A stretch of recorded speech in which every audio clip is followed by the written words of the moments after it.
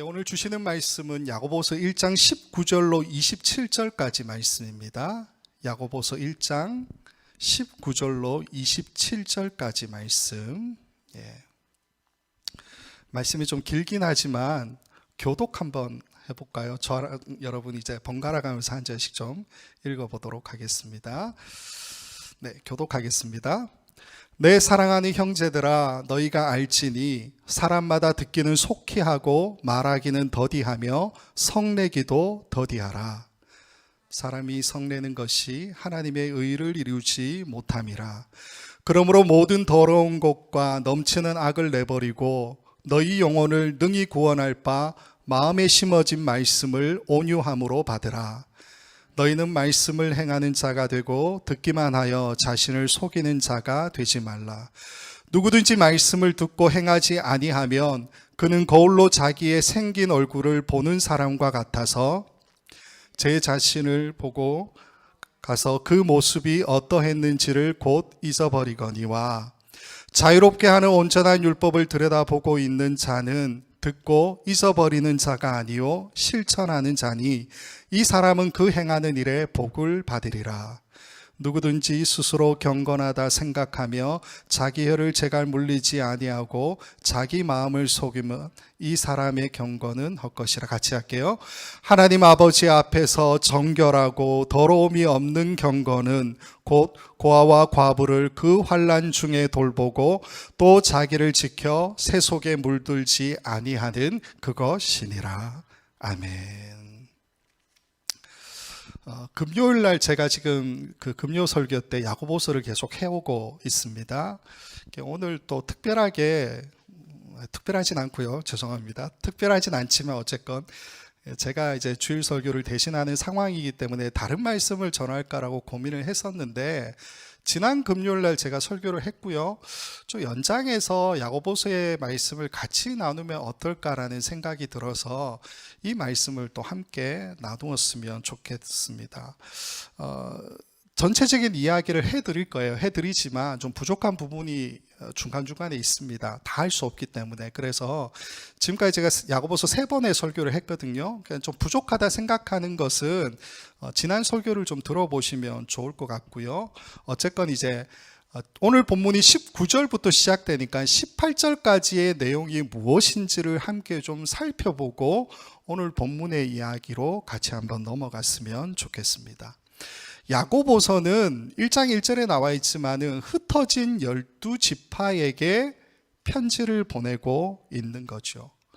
흩어진 12지파, 즉 유대인 성도들에게 이 편지를 보내는데 어떤 내용이냐 하면은 행함의 믿음, 이런 거예요. 행함의 믿음. 무슨 말이냐면 믿음은 행함으로 나타난다, 혹은 믿음은 행함으로 증명된다, 이런 이야기를 하고 싶은 것이 바로 야고보서라는 겁니다.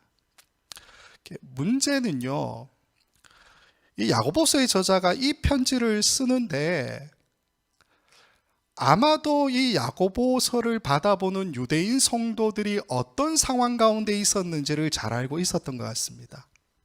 왜 그러냐 하면 이 야고보서를 받아보는 유대인 성도들의 이 상황, 그들이 처한 그 상황의 시대가 언제냐면 1세기 말부터 3세기 초 정도로 우리가 이해할 수 있어요. 그 시기가 언제냐? 가장 기독교에 대한 핍박이 강하게 일어났던 그 시절입니다. 그때 보내는 편지가 바로 야고보서이기 때문에 이 야고보서의 저자가 편지를 쓰면서도 처음부터 자기가 하고 싶은 이야기를 하지 않습니다. 그 이야기를 하지 않고 어떤 이야기를 하느냐? 그들이 당면하고 있는 그 삶의 상황, 시험에 대한 이야기부터 시작하는 것을 보게 돼요. 시험에 대한 이야기. 그래서 1장 2절과 3절 말씀을 보면 이렇게 시작합니다. 내 형제들아, 너희가 여러 가지 시험을 당하거든 온전히 기쁘게 여기라. 이는 너희 믿음의 시련이 인내를 만들어내는 줄 너희가 알미라. 지난 금요일에도 잠깐 언급을 드렸었지만요, 시험과 고난은 비슷하게 우리가 사용하죠. 그러나 시험과 고난은 엄연하게 다른 이야기입니다. 고난은요, 우리 모든 사람이 다 당하는 거예요. 우리가 어떻게 컨트롤할 수 없는, 통제할 수 없는 것이지만 우리 모든 사람들이 다 당하는 그 어려움을 고난이라고 우리가 부르죠. 그럼 시험은 뭡니까? 시험은 그 고난의 상황 가운데서 내가 어떤 믿음의 선택을 하느냐, 그 상황이 바로 시험이라는 겁니다. 예를 들어 말씀을 드리면요, 지금 우리는 어떠한 고난의 상황에 있습니까? 여러분 다 마스크 쓰고 계시잖아요. 이게 무슨 상황입니까? 우리는 지금 코로나 바이러스의 영향 가운데 살아가는 팬데믹의 상황 가운데 있죠. 이 상황 자체는 우리에게 주어져 있는 고난이라는 거예요. 그러면 시험은 뭡니까?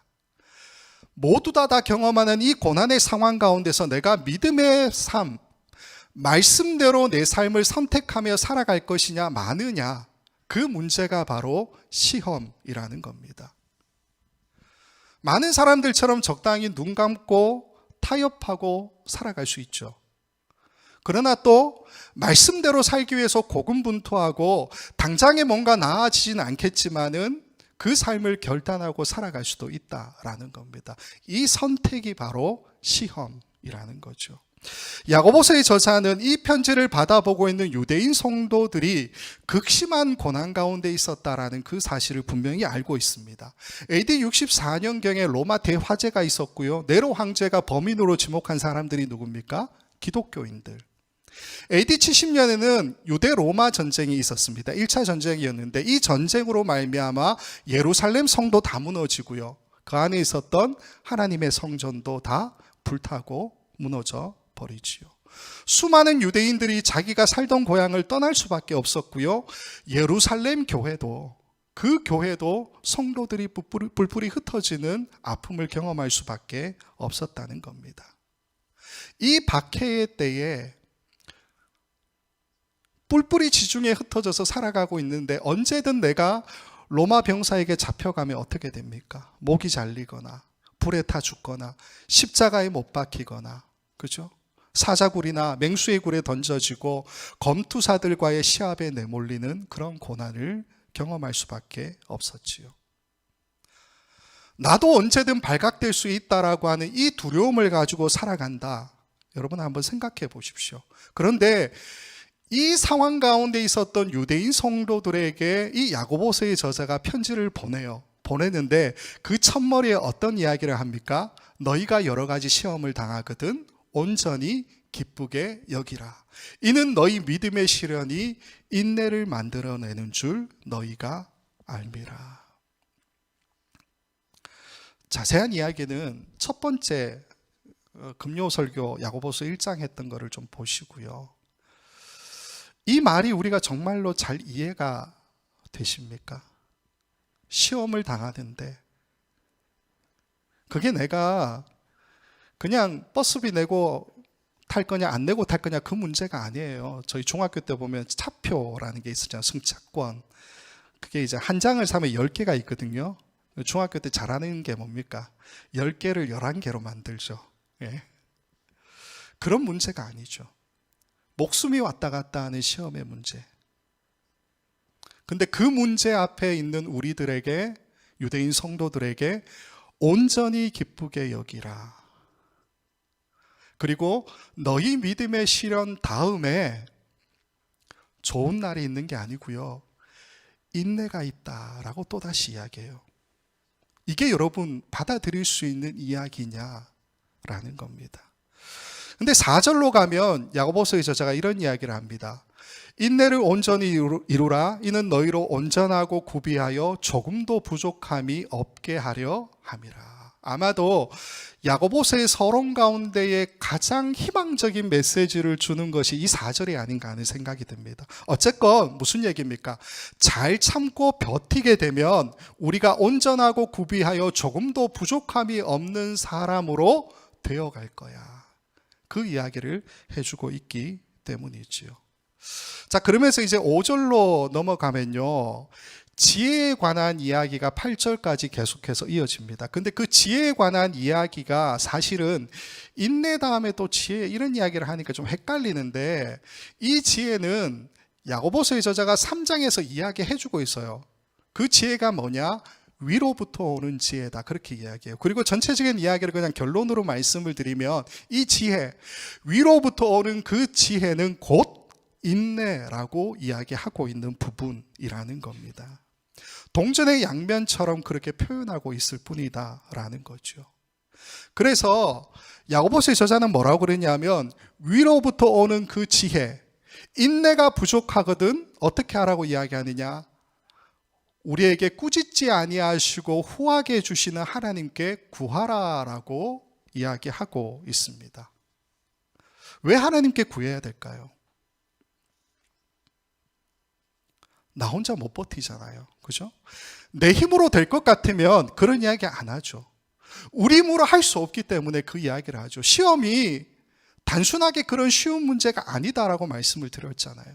그렇기 때문에 하나님께로부터 오는 그 지혜, 인내를 구할 수밖에 없다라는 이야기를 해주고 있다는 겁니다.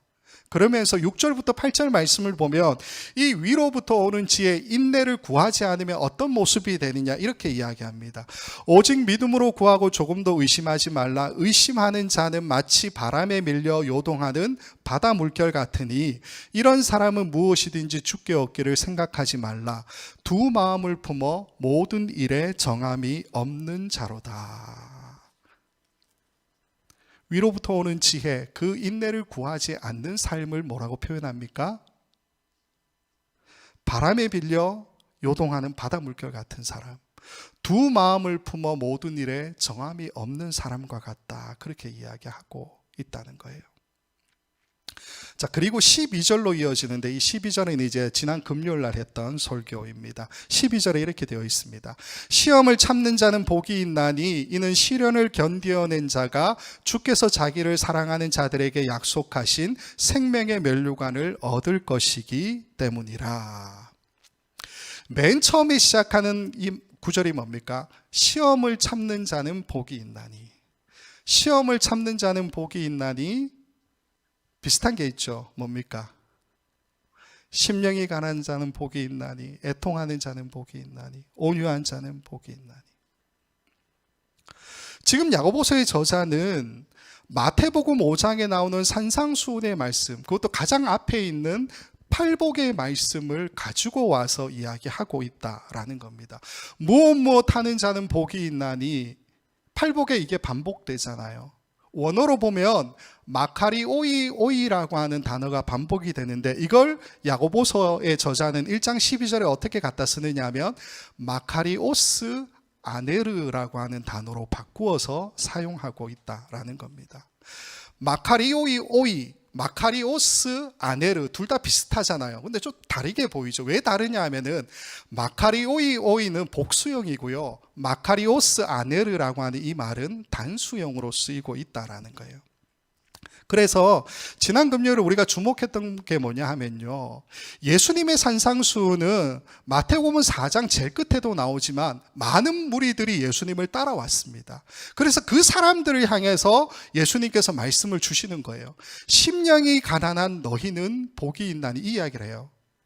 근데 가장 앞에 어떤 내용이 나오냐면, 헬라어 원어로 보면 마카리오이가 나와서 복이 있나니 너희여 심령이 가난한 자, 이렇게 표현이 됩니다. 직역하면 이렇게 된다는 거예요. 어쨌건 계속해서 복수형으로 많은 무리들에게 예수님께서 말씀하고 계세요. 근데 이걸 그대로 차용해오는 야고보서의 저자는 어떻게 이야기합니까? 마카리오스 아네르라고 해서 단수형의 이야기를 해주고 있다라는 겁니다. 그럼 왜 저자는 팔복의 그 말씀을 그대로 차용해 오면서도 단수형으로 우리에게 이야기해 주고 있을까요?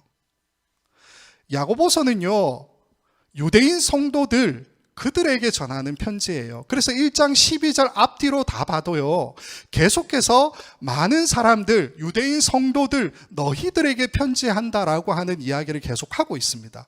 근데 왜 이 12절에서만 단수형으로 너희, 시험을 참는 너라는 표현으로 이 편지를 쓰고 있느냐라는 겁니다. 두 가지 결론을 유추했었습니다. 첫 번째는 마태복음 7장에 보면은 예수님의 산상수훈의 가장 거의 뒷부분에 있는 말씀인데 거기 보면 좁은 문으로 들어가라 라는 말씀이 나와요. 그래서 아마도 이 야고보서의 이 저자가 1장 12절에서 단수형으로 마카리오스 아네르를 쓰고 있는 것은 곧 좁은 문으로 들어가는 사람들이 적기 때문에 단수형으로 쓰고 있지 않느냐라는 결론 하나를 냈었고요. 두 번째 결론은 시험이라는 것 대부분이 누구로부터 옵니까? 시험은 사람으로부터 와요. 이따가 좀 살펴볼게요. 사람으로부터 온다라는 겁니다. 우리는 이 사실을 너무도 부인하고 싶지만은 우리가 직면하는 거의 대부분의 시험은 사람으로부터 와요. 더 정확하게 말씀을 드리면 나 자신으로부터 오는 시험이라는 겁니다. 그래서 오늘 야고보서 저자는 뭐라고 이야기하냐면 자기 욕심에 끌려 미혹되었다, 그렇게 표현하고 있다는 거예요. 복음서에서 시험이라고 하는 이 단어를 찾아보면 페이라조라고 하는 단어인데 신약 성경 안에는 34번 쓰이고 있습니다. 근데 복음서를 좀 살펴보면요, 금요일 날은 마태복음만 살펴봤었는데 그 마태복음 안에서 페이라조라고 하는 이 단어가 쓰이는 용법들을 자세히 들여다보면 시험이라는 것이 누구로부터 온다고 이야기하냐면 마귀나 사람으로부터 온다, 그렇게 이야기해요. 마귀, 사람. 마귀는 일단은 좀 우리가 제쳐놓고요, 사람으로부터 온다. 그 사람으로부터 오기 때문에 오늘 야고보서의 저자도 자기 욕심에 끌려 미혹됨이다, 그렇게 이야기하고 있는 것 아니냐라는 겁니다. 즉 우리에게 닥쳐오는 모든 시험들은 나 개인이 하나님 앞에서 어떤 믿음의 선택을 하느냐의 이야기이죠. 그래서 오늘 1장 12절의 이 말씀을 보게 되면 복수형으로 너희들에게 이야기하고 있지 않고요, 시험을 참는 너, 시험을 참는 당신이라는 이야기를 해주고 있다라는 겁니다. 가만히 생각해 보면 우리가 믿음의 선택을 해야 되는 그 시험은 오롯이 나 개인이 경험하고 결단해야 되는 것들이죠. 그래서 그 야고보서의 말씀을 보면요, 시험이라고 하는 이 문제 때문에 하나님을 원망하거나 탓하지 말라라는 이야기도 하고 있습니다. 1장 13절 14절에 이렇게 기록합니다. 사람이 시험을 받을 때에 내가 하나님께 시험을 받는다 하지 말지니 하나님은 악에게 시험을 받지도 아니하시고 친히 아무도 시험하지 아니하시느니라. 오직 각 사람이 시험을 받는 것은 자기 욕심에 끌려 미혹됨이니. 우리가 당면하는 모든 시험들 가운데서 다른 사람도 원망할 수 없고요, 하나님도 원망할 수 없습니다. 왜요? 목사님 여러 번 이제 인용해서 말씀하셨는데 리차드 도킨스라는 사람이 신에 관해서 어떻게 이야기했냐면 눈먼 시계공이다, 이렇게 이야기했습니다. 즉 신은 자기가 세상을 창조하고는 세상이 돌아가는 모든 자연 법칙을 다 만들었다는 겁니다. 그리고 난 다음에 자신이 만든 그 세계 안에 아무런 개입도 하지 않는다. 그게 눈먼 시계공이다, 그렇게 표현을 해요. 근데 우리가 믿는 하나님은 그런 분이 아니시죠. 성경 안에는 하나님의 개입하심에 대한 수많은 이야기와 증거들이 존재하고요, 우리는 그 이야기들을 내 삶 가운데도 하나님이 개입하신다는 증거로 받아들이며 살아가는 사람들 아닙니까? 하나님의 개입하심이라고 하는 것을 우리가 살펴보면요, 모두가 다 고난을 당합니다. 그러나 시험에 관해서는 하나님의 괴롭힘이 아니다라는 거예요. 하나님 우리를 괴롭히기 위해서 시험을 하시나요? 아니죠. 고난에 대해서는 우리가 하나님께 좀 따져볼 만은 해요. 나중에 이제 천국 가셔서 얘기 한번 해보시고. 근데 시험을 가지고 하나님을 탓할 수 없다라는 것이 야고보서의 저자의 이야기라는 겁니다. 어쨌건 우리에게 당면하는 모든 믿음의 선택을 해야 되는 이 시험은 어떤 겁니까? 나의 믿음의 선택이라는 거예요, 나 개인을. 그리고 그 시험은 자기 욕심에 끌려 미혹되는 거다, 그렇게 말해주고 있다라는 겁니다. 이 자기 욕심에 끌려 미혹된 결과를 야고보서 1장 15절에 이렇게 이야기합니다. 욕심이 잉태한 즉 죄를 낳고 죄가 장성한 즉 사망을 낳느니라. 사실 우리의 삶을 향한 하나님의 개입하심은 어떻게 나타납니까? 하나님이 여러분의 삶 가운데에 간섭하시고 개입하시는 것. 우리가 고난을 당하지만 믿음의 선택을 해야 하는 그 시험의 순간마다 하나님이 우리를 도우시죠. 말씀을 통해서, 다른 사람들을 통해서, 공동체를 통해서 하나님은 우리 삶에 개입하시는 분이라는 겁니다. 그래서 야고보서도 동일한 이야기를 해요. 하나님에 대해서 이렇게 고백합니다. 1장 17절 18절입니다. 우리 같이 한번 읽었으면 좋겠습니다. 시작. 온갖 좋은 은사와 온전한 선물이 다 위로부터 빛들의 아버지께로부터 내려오나니 그는 변함도 없으시고 회전하는 그림자도 없으시니라. 그가 그 피조물 중에 우리로 한 첫 열매가 되게 하시려고 자기의 뜻을 따라 진리의 말씀으로 우리를 낳으셨느니라. 여러분, 이 말씀을 보면 야고보서의 저자가 고백하는 하나님이 있습니다. 세 가지로 고백해요. 세 가지로. 첫 번째는 어떻게 고백하느냐? 온갖 좋은 은사와 온전한 선물을 주시는 하나님, 그렇게 고백하고 있습니다. 여기서 좋은이라는 말이 헬라어로 아가도스라는 건데 뜻이 선한이라는 거고요. 은사라는 이 말은 뒤에 나오는 선물하고 같은 선물로 번역하면 돼요. 물론 단어는 다릅니다. 앞에 있는 은사는 도시스라는 단어고 뒤에 있는 선물은 도레마라고 하는 단어인데 어쨌건 뜻은 선물이라는 뜻 동일합니다. 그리고 온전한이라는 이 말은 텔레이오스라고 하는 단어인데 완전한, 완벽한이라는 단어예요. 이 단어는 나중에 또 나와요. 그때 또 살펴보도록 하겠습니다. 즉 여기서 지금 야고보서의 저자가 고백하는 하나님은 어떤 분입니까? 선한 선물과 완전한 선물을 주시는 분이죠. 우리에게 선한 선물, 완전한 선물이 뭡니까? 하나님 나라 가셔서 여러분이 받게 되는 금은보화, 저는 가지고 있지 않지만 몸은 뚱뚱하지만 근육이 없어요. 근육질의 몸매, 이런 겁니까? 네. 이슬람에서는 이제 순교하면 이제 몇십 명의 아내를 거느리고 이런 이야기 하죠. 저는 반대해요. 안 했으면 좋겠습니다. 한 명으로 족합니다. 천국에 가면 아내도 남편도 못 알아본다는 그 이야기가 얼마나 위로가 되는지요. 우리 아내가 나중에 듣고 화내지 않을까 좀 걱정은 되지만, 좋은 선물, 즉 선한 선물, 완벽한 선물, 그게 뭡니까? 구원이죠. 구원. 우리의 구원. 하나님 그 구원을 선물로 우리에게 주신다, 그 이야기하죠. 두 번째는 변함도 없으시고 회전하는 그림자도 없으시니라, 이렇게 고백합니다. 하나님 변함도 없으시고 회전하는 그림자도 없으신 분. 변함도 없으시고, 대충 이해가 되는데 회전하는 그림자가 없대요. 회전하는, 이게 무슨 말일까요? 변함이라고 하는 이 단어가 팔랄라게라고 하는 단어인데 뜻이 뭐냐면 변덕스러움이라는 뜻이에요. 그리고 회전하는 그림자도 없다라고 하는 것을 의역해서 이야기하면 어떤 내용이냐면 우리를 어두운 그림자에 그냥 두시는 분이 아니다, 이런 뜻이에요. 두 번째로 고백하는 하나님은 어떤 분입니까? 변덕스러움도 없으시고 우리를 어두운 그림자에 그냥 내버려 두시는 분도 아니시다, 그렇게 고백하죠. 세 번째는 이렇게 고백합니다. 자기의 뜻을 따라 우리로 첫 열매가 되게 하시려고 진리의 말씀으로 우리를 낳으신 분이다, 그렇게 이야기하죠.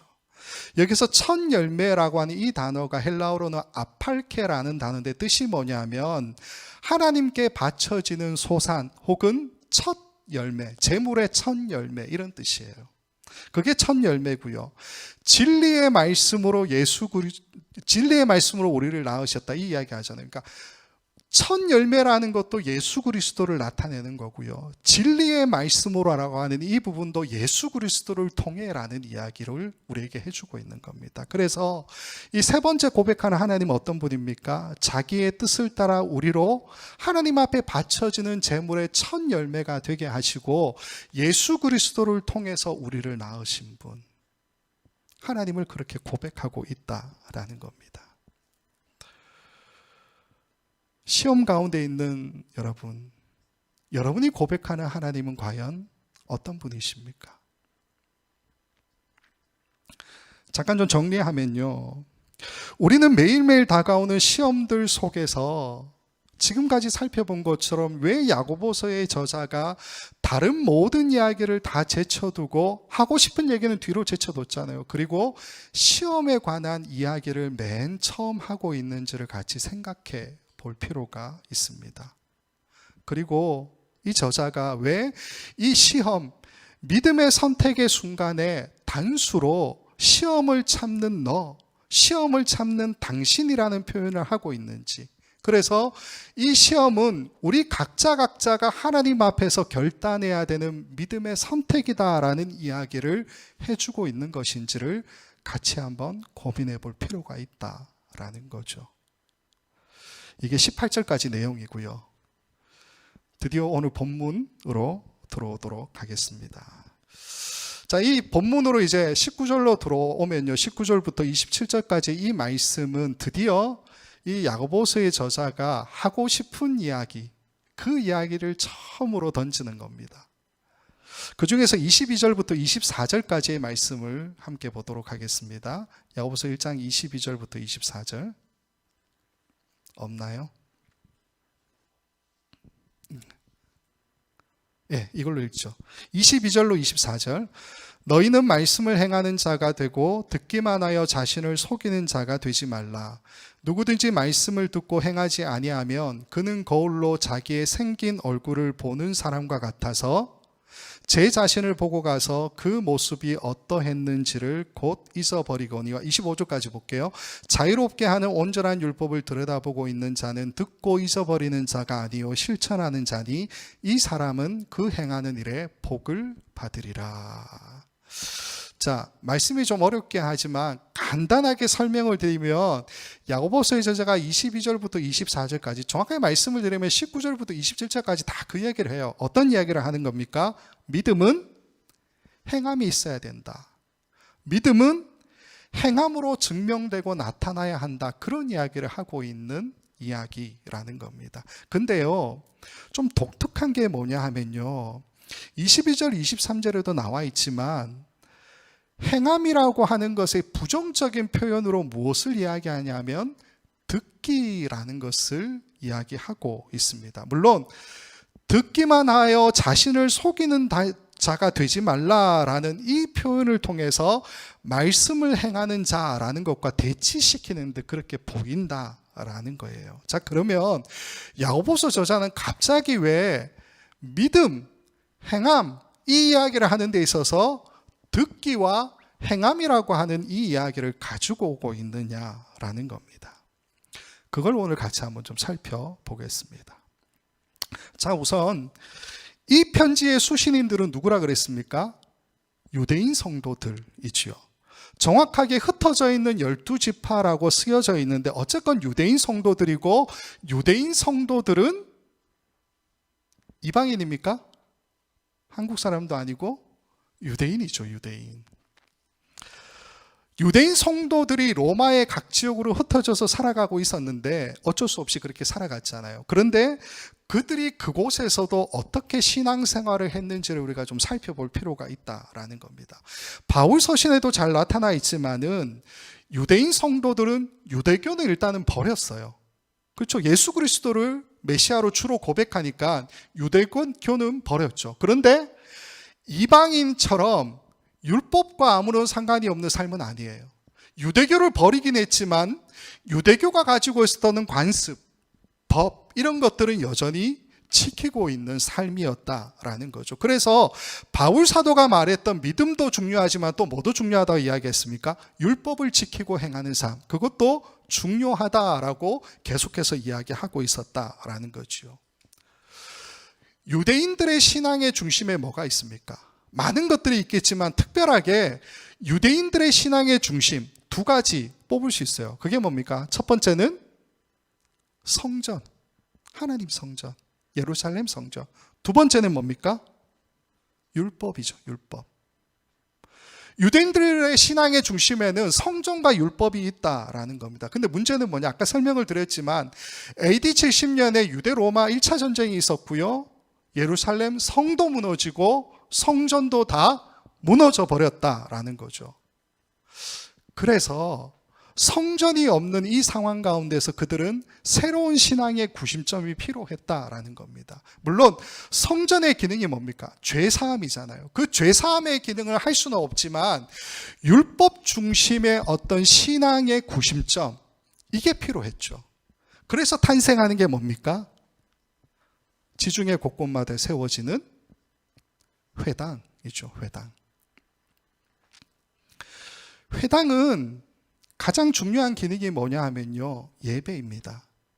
물론 회당이 유대인 공동체 사회 안에 큰 구시점 역할을 했던 것이 사실이지만 성전이 없어진 이후에 예배의 역할을 감당하는 곳이 바로 회당이었다는 거예요. 그리고 그 회당에서 드려지는 예배는 크게 두 가지의 형태였습니다. 첫 번째는 하나님을 경배하는 찬송이에요.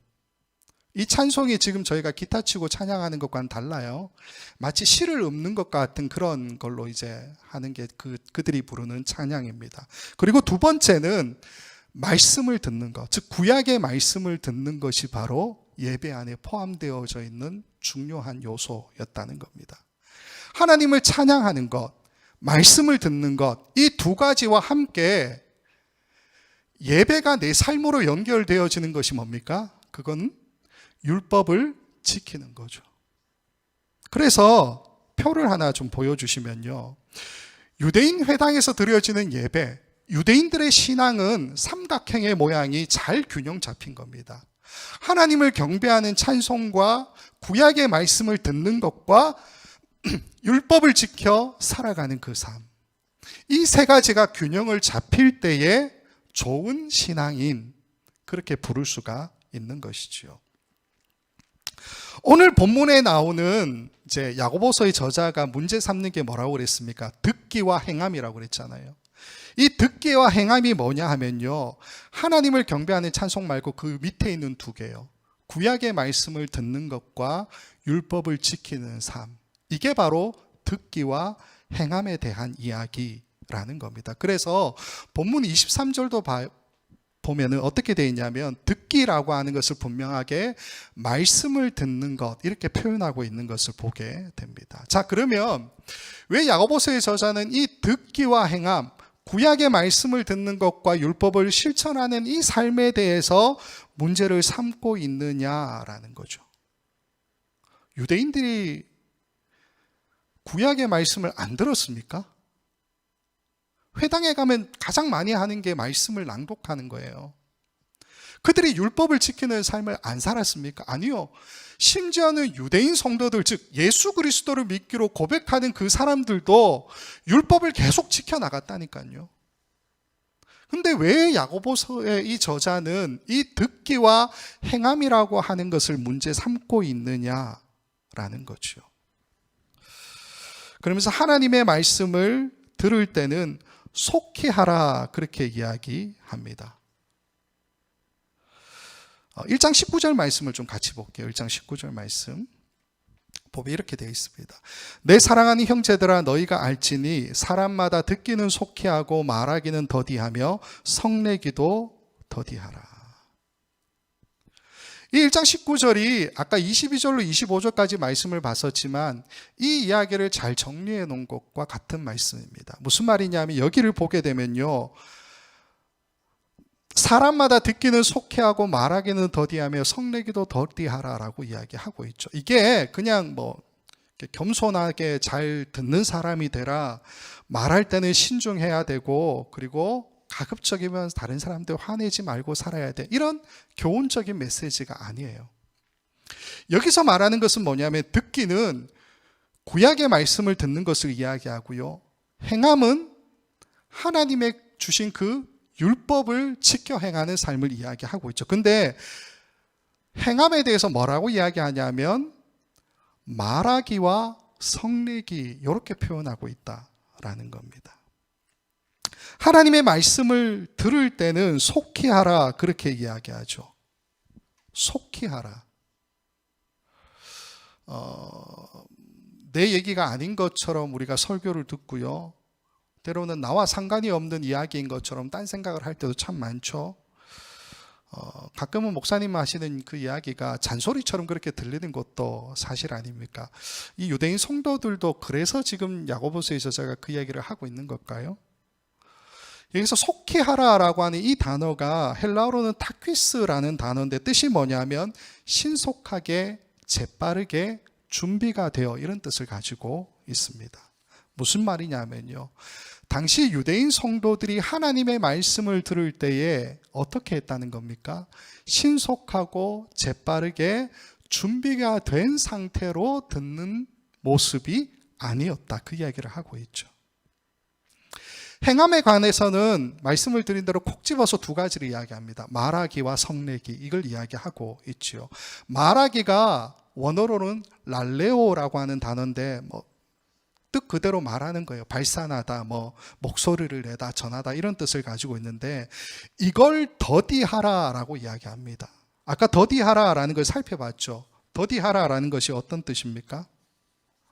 안 살펴봤네요. 이 더디하라라는 이 뜻이 뭐냐면 그 헬라어로 브라리스라고 하는 단어인데 느리게 하다, 둔하게 하다, 소극적으로 하다, 이런 뜻을 가지고 있어요. 그러면 지금 야고보서의 저자가 이야기하고 있는 유대인 성도들의 그 모습은 어떻습니까? 말하기를 더디하라, 말하기를 더디하라라고 이야기하잖아요. 그 말은 뭡니까? 거꾸로 이야기하면 그들이 지금 말을 할 때에 어떻게 이야기하고 있었습니까? 느리게 하거나 둔하게 하거나 소극적으로 하는 모습이 아니죠. 강하게 이야기하고 있는 모습이다. 급하게 이야기하고 있는 모습이다 라는 거예요. 그 말하기를 더디하라, 소극적으로 하라, 느리게 하라, 그렇게 말하고 있다라는 겁니다. 마찬가지로 성내기가 원어로 올레라는 뜻인데 화, 분노, 충동, 이런 뜻을 가지고 있는 단어입니다. 이걸 더디하라라고 했기 때문에 지금 유대인 성도들의 그 모습이 어떻습니까? 성을 내는데 더디하는 모습은 아니죠. 무슨 말입니까? 위협적이고 강하고 상대방이 주눅드는 모습으로 분노하고 있다, 그 이야기를 하고 있지요. 그래서 성내기도 더디하라, 천천히 하고 소극적으로 하라, 그렇게 말하고 있다라는 겁니다. 유대인들이 율법을 지켜 행한다라고 하는 이 삶은 굉장히 그들에게 중요한 이야기입니다. 레위기 11장과 20장의 말씀을 보게 되면 율법을 행하는 것에 대해서 이렇게 이야기하고 있습니다. 레위기 11장 45절, 나는 너희의 하나님이 되려고 너희를 애굽 땅에서 인도하여 낸 여호와라. 내가 거룩하니 너희도 거룩할지어다. 20장 8절, 너희는 내 규례를 지켜 행하라. 나는 너희를 거룩하게 하는 여호와이니라. 무슨 말이냐면요, 하나님께서 율법을 주셨는데 그 율법을 행한다라고 하는 것을 한마디로 뭐냐, 주신 그 율법을 내가 지킴으로 나의 거룩함을 유지하는 것, 그게 율법을 행하는 삶이라는 거죠. 그런데 지금 율법을 행함으로 거룩하게 되어야 할 그 유대인 성도들도 율법을 지키니까요. 그 성도들의 모습이 지금 어떤 모습으로 나타나고 있다라고 이야기합니까? 말하기와 성내기를 더디하지 않는 모습, 그렇게 이야기하죠. 사실 야고보서의 저자는 유대인 성도들이 율법을 행하는 삶으로 오직 말하기와 성내기만 나타내고 있다는 이것도 지적하고 있습니다. 많잖아요, 율법을 지킨다는 그 삶의 모습이. 근데 두 가지만 지적해요. 말하기와 성내기. 그게 무슨 말입니까? 말하기와 성내기라는 것을 곰곰이 생각해 보면요, 이거는 나 자신에게 하는 행위가 아니에요. 말하기와 성내기는 누구에게 하는 행위입니까? 다른 사람요, 상대방에게 하는 행위다라는 거죠. 쉽게 말해서 상당히 급하게, 강하게, 위협적으로 상대방이 주눅들게 하는 말하기와 성내기, 그 모습이 유대인 성도들에게 나타나고 있다. 그건 너희가 지금 율법을 지킨다라고 이야기하는데 율법의 목적에도 맞지 않고 율법의 그 순기능에도 어긋나는 일이다. 그 이야기를 하고 있다라는 겁니다. 그러면 하나님이 율법을 주실 때 그 율법의 순기능은 무엇이었을까요? 율법의 목적과 순기능. 미가서 6장 8절을 보면 이렇게 기록하고 있습니다. 사람아, 주께서 선한 것이 무엇임을 내게 보이셨나니 여호와께서 내게 구하시는 것은 오직 정의를 행하며 인자를 사랑하며 겸손하게 내 하나님과 함께 행하는 것이 아니냐. 율법을 행하는 삶이라는 것을 어떻게 이야기합니까? 정의를 행하며. 근데 이 정의가 미슈파트예요. 공의입니다. 공의. 공의를 행하며 인자를 사랑하며, 이게 째다카, 정의죠. 그리고 겸손하게 내 하나님과 함께 행하는 것. 오늘 본문 안에 야고보서의 저자도 같은 이야기를 합니다. 1장 27절에 이렇게 기록하죠. 하나님 아버지 앞에서 정결하고 더러움이 없는 경건은 곧 고아와 과부를 그 환난 중에 돌보고 또 자기를 지켜 새 속에 물들지 아니하는 그것이니라. 이 말씀에서 경건이라고 하는 단어가 언급되고 있는 이유, 대충 짐작이 되십니까? 하나님 아버지 앞에서 정결하고 더러움이 없는 경건은 곧 뭡니까? 율법을 지키는 목적하고 같은 이야기라는 거죠. 율법을 지켜서 자기를 거룩하게 유지하는 것을 목적으로 살아가고 있는 그 유대인 성도들이 고아와 과부를 그 환난 중에 돌아보지 않아요. 공의가 무너졌죠. 자기를 지켜 새 속에 물들지 아니하는 그것조차 남겨놓지 않고 있다라는 겁니다. 이 모습은 경건, 거룩에서 완전히 탈락하는 모습이라는 거죠. 한 가지 오해를 좀 짚고 넘어갈 것은요, 자기를 지켜 새 속에 물들지 아니하는 그것이라고 하는 이 부분을 야고보서 전체의 이야기하고 연결짓지 않고요, 마치 내가 보수적인 신앙을 지켜야 된다 이런 식으로 해석하는 분들이 있는데, 아니요, 그런 이야기가 아닙니다. 지금 야고보서의 저자가 계속하고 있는 것이 뭡니까? 두 가지 이야기잖아요. 듣기와 행함. 그 이야기를 하고 있잖아요. 그 듣기는 어떻게 하라고요? 속히 하라고요. 그리고 행함에 대해서 뭐라고 이야기합니까? 말하게 하고 성내기에 대해서 이야기하면서 더디하라, 그 이야기를 하죠. 이 이야기 전체가 바로 새 속에 물들지 아니하는 것을 의미한다라는 겁니다. 역사적으로 사실 살펴보면요, 유대인들은 하나님의 말씀을 듣는 것과 율법을 그 삶을 통해서 지켜나가는 이 모든 것에 무너졌던 적이 분명히 있었죠. 이사야 5장 7절 말씀을 보면 이렇게 기록하고 있습니다. 무릇 만군의 여호와의 포도원은 이스라엘 족속이요 그가 기뻐하시는 나무는 유다 사람이라. 그들에게 정의를 바라셨더니 도리어 포악이요 그들에게 공의를 바라셨더니 도리어 부르짖음이었도다. 아까 말씀을 드린 것처럼 유대인의 예배, 유대인의 신앙은 삼각형이 잘 균형 잡혀야 된다라고 말씀을 드렸어요. 하나님을 경배하는 것, 구약의 말씀을 듣는 것, 율법을 지키는 것, 이 세 가지가 균형을 잡혀야 된다라는 거죠. 정의와 공의가 무너졌다라고 이 말씀은 이야기하고 있습니다. 정의가 뭡니까? 하나님을 경배하고 말씀을 듣는 것. 공의는 뭡니까? 말씀을 실천하는 것. 그거죠. 여기에서 무너지니까 결국 이스라엘 백성들, 유다 백성들에게 나타난 결과가 뭡니까? 나라가 멸망하고 예루살렘 성전이 파괴되고 그들 모두가 뿔뿔이 다 흩어지는 경험을 하게 되었었지요. 이게 비단 예수님 오시기 전 400년의 그 상황입니까? 아니요. 오늘 본문에 있는 이 유대인 성도들의 상황이고 또 저와 여러분의 상황이기도 하다라는 겁니다. 지금 야고보서의 저자는 이 편지를 받아보는 모든 유대인 성도들에게, 즉 유대교로부터 나와서 예수 그리스도를 나의 구세주다 이렇게 고백하고 있는 그 유대인들에게 너희에게 계속 같은 문제가 반복되고 있다라는 이야기를 해주고 있습니다. 너희도 동일하게 듣기와 행함에서 무너진다. 하나님의 공의와 정의를 행하는 것에서 무너진다. 예수님 말씀대로 하면 하나님 사랑과 이웃 사랑에서도 무너지고 있다. 그 이야기를 하고 있다라는 겁니다. 그러면서 1장 25절에 이렇게 이야기합니다. 자유롭게 하는 온전한 율법을 들여다보고 있는 자는 듣고 잊어버리는 자가 아니요 실천하는 자니 이 사람은 그 행하는 일에 복을 받으리라. 25절이 결론이에요. 결론. 여기 자유라고 하는 이 단어가 나오는데 주일마다 목사님 갈라디아서를 보실 때 이야기했던 그 자유입니다.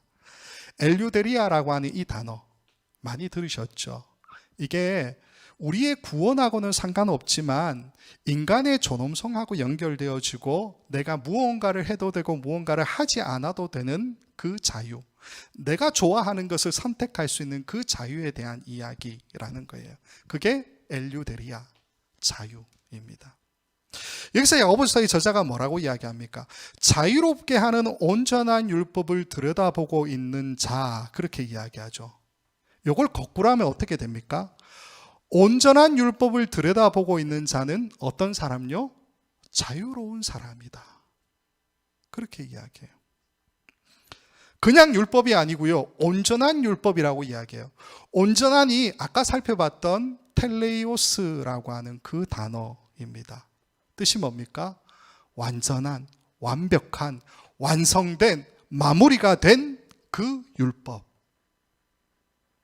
우리가 잘 알고 있죠. 예수님은 이 땅에 오셔서 율법을 완성하셨다, 하시겠다, 그렇게 말씀하셨죠. 마태복음 5장 17절에 이렇게 기록합니다. 내가 율법이나 선지자를 폐하러 온 줄로 생각하지 말라. 폐하러 온 것이 아니요 완전하게 하려 함이라. 1장 25절 말씀을 다시 보여주세요.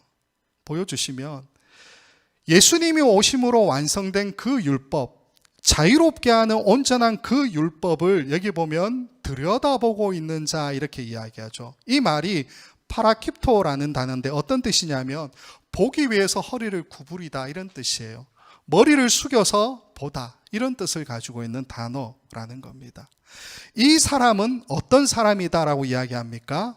이 사람은 듣고 잊어버리는 자가 아니요 실천하는 자, 그렇게 이야기하고 있지요.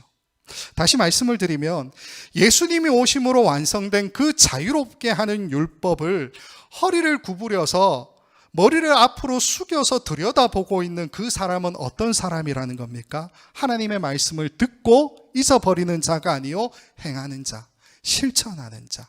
지금 우리가 살펴보는 듣기와 행함, 그 이야기를 하고 있다. 그런 자가 마지막 결론 뭐라고 이야기합니까? 야고보서의 저자가 복을 받으리라. 복을 받으리라. 말씀을 맺겠습니다. 어려운 이야기를 잘 따라오셨고요. 히브리서 4장에 보면 12절에 이런 말씀이 나옵니다. 잘하는 말씀이죠. 하나님의 말씀은 살아있고 활력이 있어 좌우의 날선 어떤 검보다도 예리하여 혼과 영과 및 관절과 골수를 찔러 쪼개기까지 하며 또 마음의 생과 뜻을 판단하나니. 하나님의 말씀은 분명히 살아있고 활력이 있지요. 그죠? 아멘? 네.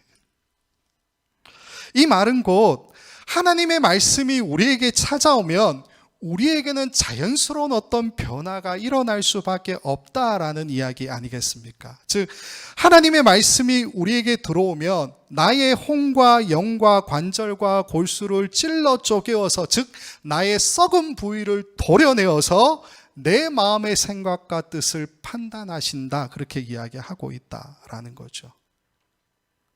말씀이 우리에게 다가올 때에, 우리 안에 들어올 때에 우리는 이런 경험을 하지 않았느냐라는 겁니다.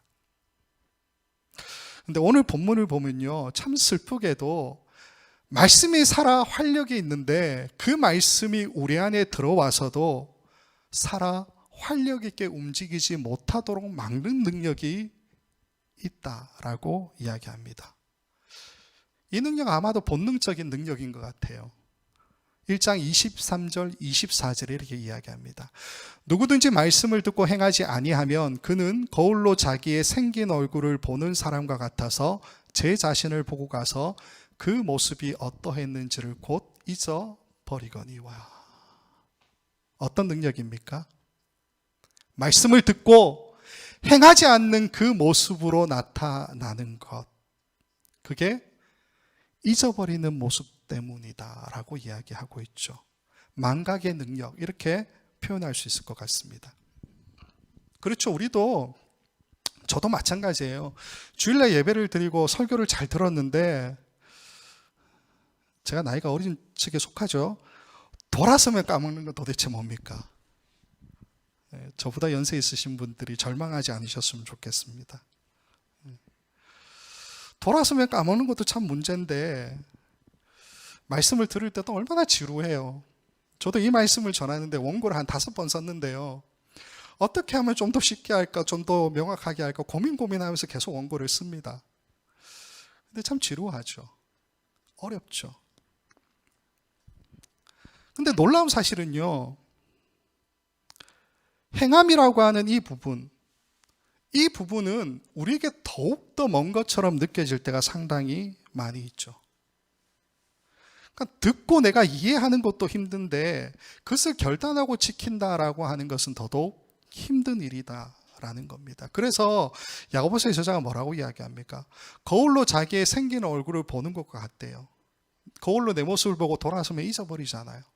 그것과 똑같다, 그렇게 이야기하고 있죠. 그래서 이 망각이라고 하는 것은 때로는 하나님을 피하기 위한 우리의 도피처이기도 하고요, 하나님께 대답하는 우리의 핑계가 되기도 한다라는 겁니다. 더더욱 놀라운 사실은요, 이렇게 날마다 잊어버리고 돌아서면 잊어버리는 우리인데 안 잊어버리는 때가 있어요. 그때가 언제입니까? 다른 사람을 판단하려고 할 때요. 왜 그때는 그렇게 내 안에서 옳고 그름에 대한 정의가 분명하게 나타날까요? 저 자신에게 하는 말입니다. 저 자신에게. 왜 그때는 무엇이 옳고 무엇이 그른지 분명할까요? 나 자신에게 적용할 때는 그게 애매하죠. 헷갈리고, 가능하면 내가 손해보고 싶지 않고 그런 마음이잖아요. 근데 다른 사람을 비판하려고 할 때에는 그 기준이 왜 그렇게 명확하냐라는 거예요. 그때는 내가 알지도 못했던 말씀이 떠오르고요, 목사님이 하셨던 그 설교가 막 떠오르는 그런 경험 있지 않으십니까? 사랑하는 성도 여러분, 하나님의 말씀이 운동력이 있고 살아 움직인다, 활력이 있다라는 이 사실을 우리가 분명히 기억했으면 좋겠습니다. 우리가 듣는 이 하나님의 말씀은 살아 움직이는 말씀이지요. 살아 움직이는 하나님의 말씀은 내 안에 들어와서 또 나를 움직이는 말씀입니다. 나를 움직이는 하나님의 말씀은 내 삶을 통해서 행위로 또한 나타나고 실천되는 말씀이지요. 그리고 그 행함에 대해서 오늘 야고보서의 저자는 뭐라고 이야기합니까? 고아와 과부를 환난 중에 돌아보고 자기를 지켜 새 속에 물들지 아니하는 것이다, 그렇게 이야기하고 있다는 겁니다. 간절히 바라기는요, 이제 2023년이 시작되었죠. 벌써 8일이라는 시간이 지나고 있는데, 이 한 해 동안 우리가 삶을 통해서 하나님 앞에 올려드리는 우리의 예배는 하나님을 향한 찬송, 즉 경배에서도, 하나님의 말씀을 듣는 것에서도, 하나님의 말씀을 행하는 것에 있어서도 균형이 잡힌 예배와 삶이 되기를 간절히 소망합니다. 한 시간 이렇게 드리는 예배로 우리가 만족하지 말고요, 말씀이 우리 안에 들어와서 살아 운동력이 있고 활력이 있는 그 모습, 내 삶을 찔러 쪼개는 그 모습, 그걸 통해서 내 삶을 통해 의인화되어 나타나는, 즉 행위를 통해서 나타나는 그 듣기와 행함, 이것이 우리에게 나타나기를, 또 이걸 소망하며 기대하는 듣고 행하는 자, 우리 원커뮤니티 교회 모든 성도들, 또 온라인으로 예배에 참여하는 모든 분들 다 될 수 있기를 주님의 이름으로 간절히 축원을 드립니다. 아멘. 기도하겠습니다. 좋으신 아버지 하나님, 우리는 끊임없는 고난 속에서 믿음의 선택을 해야 하는 시험의 순간마다 처절하게 무너지는 자들입니다. 매일매일 일어나기를 원하지만 우리의 결단과 각오와 계획은 얼마나 쉽게 무너지는지, 하나님, 이 시간 간절히 바라기는 오늘 주신 이 말씀을 통해 모든 시험 가운데서도 듣고 행하는 자로 서게 하여 주시고, 우리의 삶을 통해 주신 하나님의 말씀이 나를 통해 의인화되어 나타나는, 그래서 우리 주변에 가난하고 헐벗고 아파하고 힘들어하는 자를 돌아보며 감쌀 수 있는 우리 모두가 되게 하여 주시옵소서. 말씀을 듣고 행하는 자의 모습을 보여주셨던 예수님의 그 삶, 우리 모두가 따라가게 하여 주시옵소서. 감사하고 예수님의 이름으로 기도하옵나이다. 아멘.